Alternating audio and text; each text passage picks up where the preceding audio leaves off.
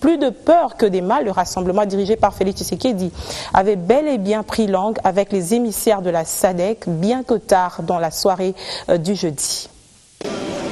La journée de jeudi était consacrée aux consultations de la classe politique par la troïka ministérielle de la SADC. Le premier à être reçu, la majorité présidentielle avec à sa tête son secrétaire général. Les deux partis ont échangé sur les voies et moyens pour l'application globale de l'accord du 31 décembre 2016. La famille politique du chef de l'État, qui ne s'en soustrait point, réaffirme son engagement à favoriser l'application de cet accord. Nous tenons à respecter l'accord du 31 décembre, qui lui-même est porté par notre constitution, la constitution de la République démocratique du Congo. Nous tenons à ce que tout soit mis en œuvre effectivement, concrètement, de sorte que nous organisions les élections dans ce pays. Nous soutenons le Premier ministre Tshibala, nommé par le président de la République sur pied et de la Constitution et de l'accord du 31 décembre. Nous militons en faveur d'une mise en œuvre rapide du Conseil national de suivi de l'accord. L'AMP passée vint le tour du rassemblement de l'opposition.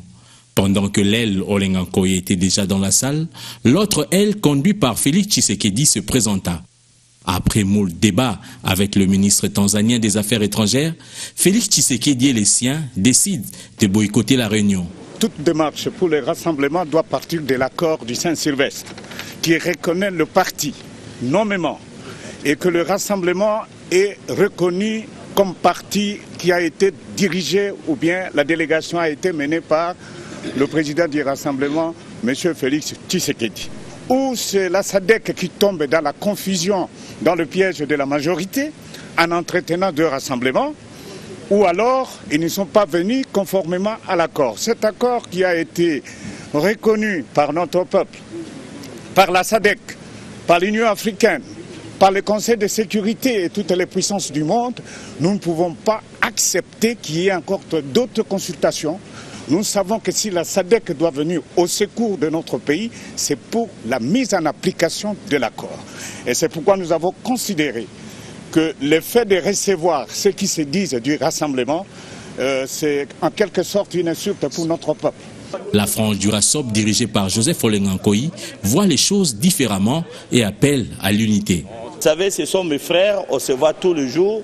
D'ailleurs, dès que je sors d'ici, je vais me rencontrer avec Félix, avec tout le monde, avec la délégation. On a toujours été ensemble. Il faut pas voir ça comme ça. Vous savez, au-delà de ce que la politique est, ce sont nos frères et sœurs, on est ensemble.